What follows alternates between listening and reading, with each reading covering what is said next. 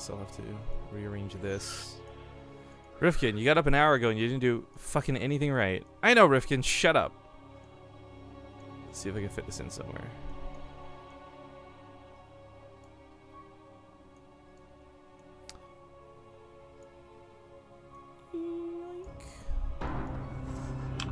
Alright, one sec here, dudes. We're almost ready to go. Just gonna put MATCHERINO's name there right in the center. And I'm not even gonna title T this. Boom, nailed it. Actually, I should title T Byun's name. Fuck! Okay, we'll do that in a sec. We are gonna get these intros done first. Good morning, one and all, to the MATCHERINO show matches, aka the show MATCHERINOs. We got Twitter posts out about this, we got donations to be made, but with Sky is starting us off really hella cheeky. In the bottom left corner of the map, it's gonna be the red Terran player who can't keep all of his SCVs in his own base, Byun. The top right is the pink Protoss. It's Dead Pixel's Patience. Okay, well I go title T the in-game screen really quick. What do you said you think Byun's gonna 3-0. Were you expecting Cheese to start this off? No, but I'm not surprised. Byun does do this sometimes. And it's not even that hard of a cheese. Just a proxy Reaper, looks like.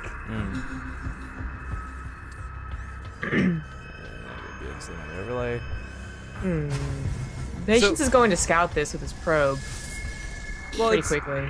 Classic moment of, it's not that he scouts this per se, but he scouts the lack of the main. So yeah, he'll probably be able to guess at what's going on. Patience is actually quite a smart guy. Gotta give some love though to Fear Dragon. Just reset for 22 months. Good guy, Fear Dragon. Couldn't play Overwatch all weekend with us, so you know, it's not that good of a guy, I guess. Hope you guys enjoyed the beta weekend for that, by the way. Overwatch was hella fun, and I got to play with a lot of my friends who had never played before. Oh my god. I never felt so good at a video game before Zombie Grub. Yeah. Zell's being chronoed out. It does need, Patient needs something to try and soak up the Reaper damage. Of course, it can't catch the Reaper. Shouldn't be able to catch the Reaper. The command center's on the way for Byun, because, again, this isn't that dedicated of a cheese. Oh. Grenade, always cool to see. He really shouldn't lose that first Reaper like that. And luckily he doesn't. I know, but that did get a little bit too dicey and a little bit too close for comfort. So, Patience, just to talk on game strategy for a moment, as he kind of messes around here, is Protoss, which is cool, because we haven't seen many of these lately. But it was actually, I mentioned before, he beat Byun in the Alima League. Now, this was the finals match, which is a regular weekly, it wasn't a monthly finals. And when he did, it was kind of on that really strong Adept patch. And when we watched him play, unfortunately, it didn't really feel like Patience came with a plan. He just kind of had good macro with a race that was in a pretty good position for this matchup, we'll say. I don't know where he sits now in the game, but I do know that the PvT dynamics are really cool. We always reference Huck versus Semper as one of the sickest PvTs we got to cast during the entire beta. And it's kind of shown just how cool Liberator versus Disruptor versus Bio can be, and I mean, for Byun's sake, I don't think we're going to see something crazy like Mac, but it's all about what Patience does.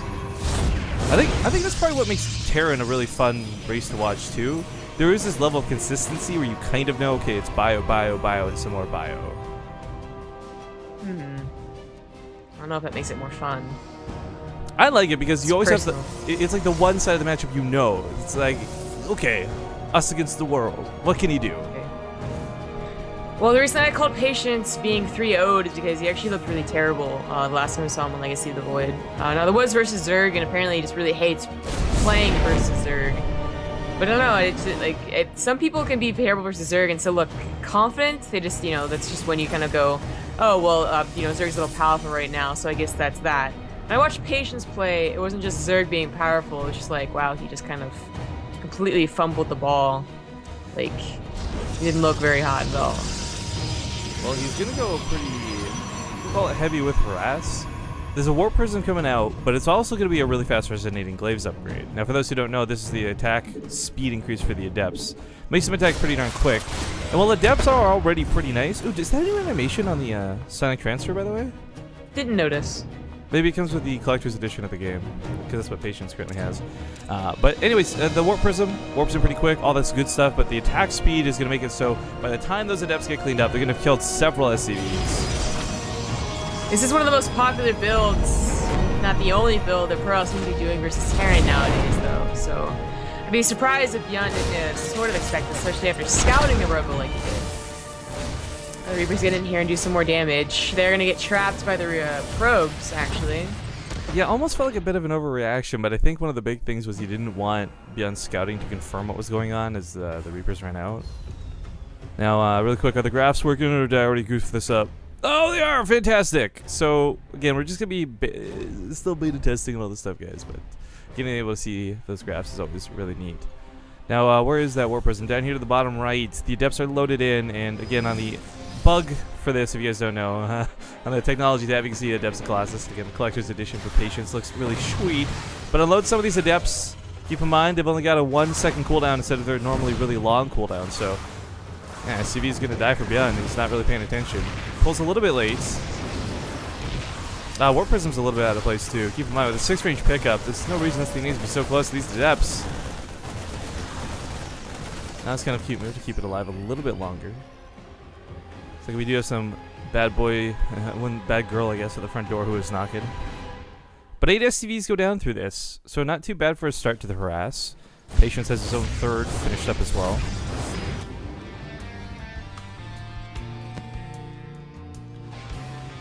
Two medevacs heading out with tanks.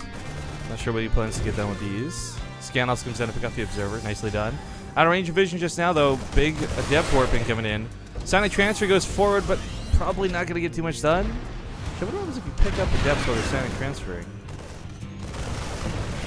Pretty sure it stops him from my Sonic Transferring, but doesn't actually stop the phase. Fate, whatever. It'd be really weird if it like pulled them out of the Warp Prism or something. Yeah, that definitely doesn't happen.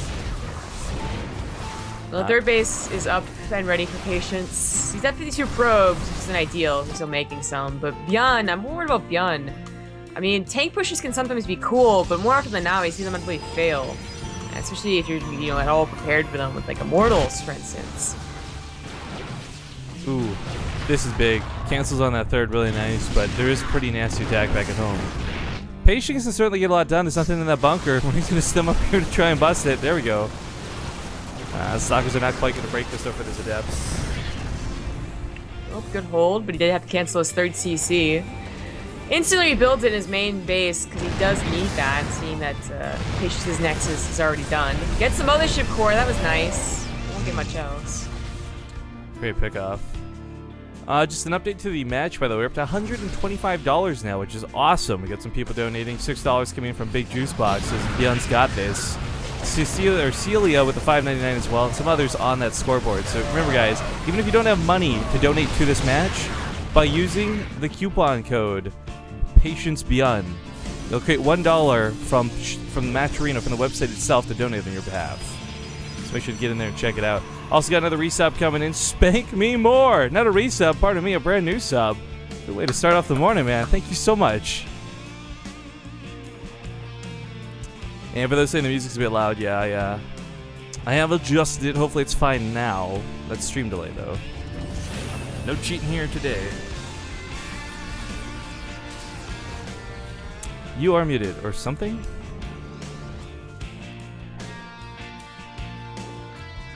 I cannot hear you for whatever reason. Like, I see your mouth moving, but I don't hear where it's coming out, so I'll let you fiddle for a moment while we watch Patience over here. He is moving towards a Robo after this, which means we're probably going to see some Disruptors coming up next. There have been questions asked about the usefulness of Colossus. Storm has been making a bit of a reappearance. I still think, though, at the end of the day, people are going Disruptors mostly because they're the new cool unit in town. Colossus are less favorable now, not because Disruptors are so much better, but a lot because Colossus are a bit worse. They did finally get their range back from the beta nerf, but their damage has still been left a little bit reduced, so not so hot.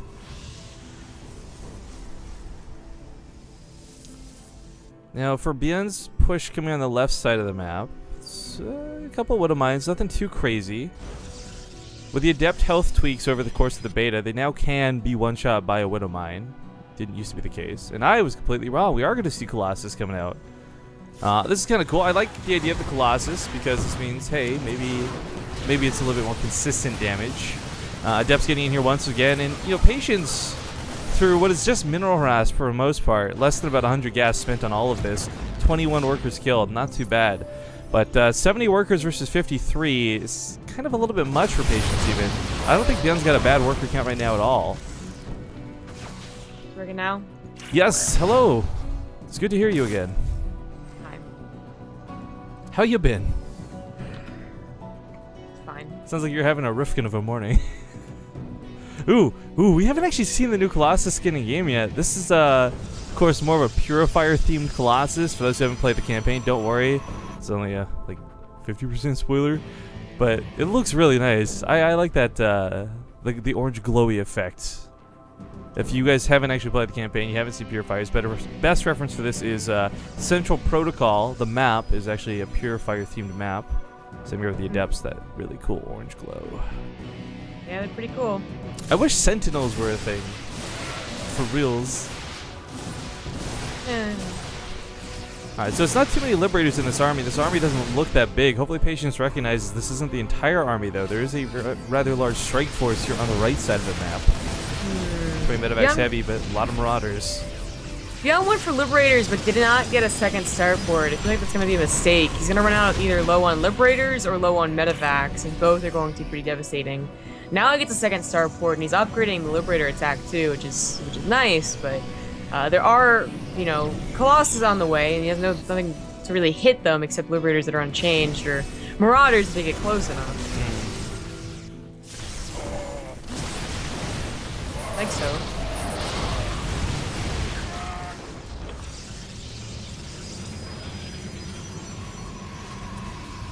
The line's gonna snap off. That's pretty good. The right side just gives up on the attack to the third base because, well, there's a lot of Colossus. But now they might have an opportunity. Nope, we're just gonna move back. Okay. Oh, well, this is unfortunate. What's going on? I really hate. We've definitely had to fight with this in the past. We have a lot of people from China steal our content all the time. Pommy, god damn it. I actually didn't mind Pommy of all the Russian streamers. He could have just asked. Like, he could have just asked to stream this, but instead is restreaming our broadcast. So, if you guys could, do me a favor, go to the Twitch page and actually report it, because what he's doing is straight up against the Twitch terms of service. He is streaming our channel and rebroadcasting it as his own.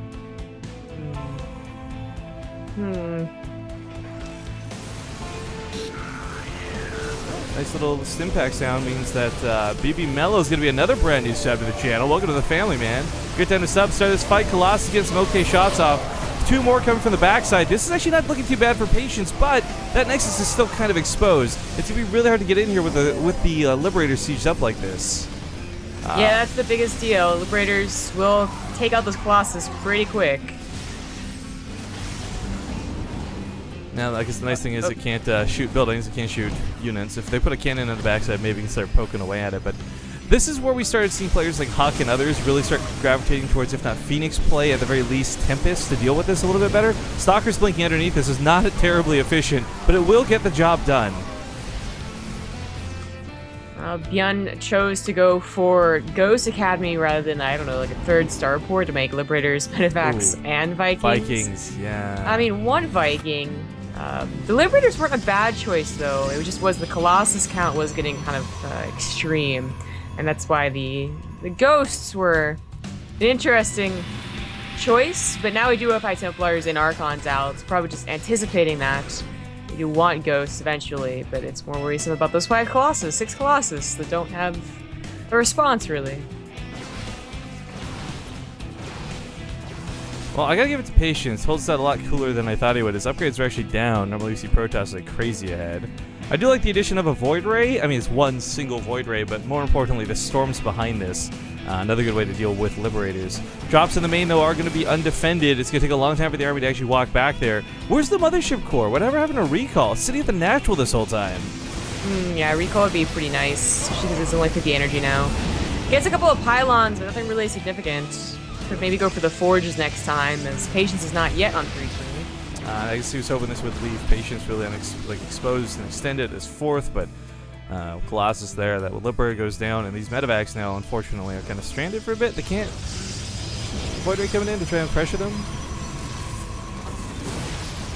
Adepts in the main. small drop here. Oh, oh, this is actually a big one. That's Storm. He's got to keep Storm alive. Oh no, this is gonna go down. This is a really good pickup for Byun. This is actually pretty big. It's pretty nice. I don't know who's losing that medevac. Take up whatever they can. Going into the third base as well. Finally scanned and sees nothing there to defend it. High tempo is gonna be free. Byun starts hitting his stride, doing a lot of different things on the map at the same time. Patience is struggling to keep up with this. Now, if Patience was in a position where he's got this big bank, you know, you make the argument, throw some cannons down. Actually helps deter bio pushes a lot. But unfortunately, he's been struggling on minerals, and now 22 probes in the hole. No storms to fall back on, and now 5 ghosts coming out at a time. His Archons, his Zealots, they're going to get EMP'd, and they're going to go down pretty hard. Losing that medevac was still worth all the time that he bought, especially as Patience was going for a counterattack and bought just, you know, like 5-10 more seconds. Now his army can get in position as he realizes what's going on. They can have the help of a planetary as well at the 4th base. Even a couple of missile turrets in case his Colossus run a little too forward. 5 more ghosts are on the way. I mean, this guy was known as Ghost King. That was literally his name for a while, but I mean, there's such a thing as too many ghosts. Unless your opponent has, like, a lot of, basically, the Archons and charge lots. And really, this army is mostly Colossus. That's actually it, mostly Colossus.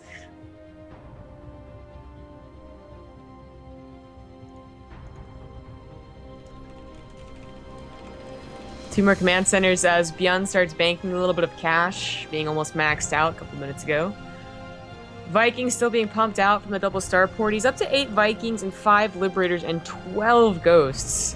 Now, those Ghosts will be able to EMP everything, basically, and the Archons will not be a problem. The Immortal, well, I guess it doesn't quite work the same way it did in Heart of the Swarm, but still, I mean, the point is EMP is good against almost everything. Yeah. Also, learning, and I guess sharing the experience through learning, being informed here by one of the wonderful Twitch staff members that help and enjoy watching our channel. Apparently, if you tell other people to report channels like that, it actually accomplishes nothing. So this is good to know for the future. Hopefully, you never run into the problem again. But, so we have to be the ones to report it. So I did. Hopefully, things get fixed. For those who don't know, the problem with this is the Russian streamers are actually banned from most, like, ESL and just generically all events because they constantly do this.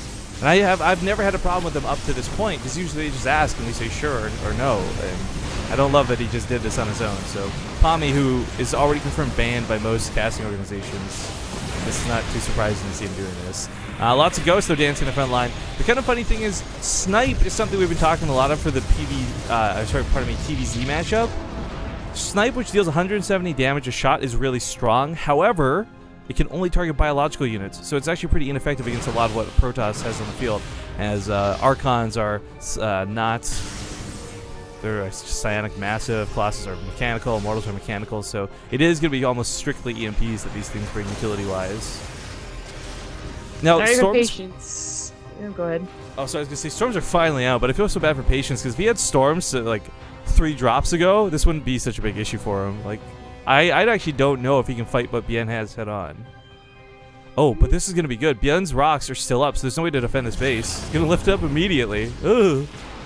It was one of his extra command centers that he built. Didn't bother putting it to a planetary.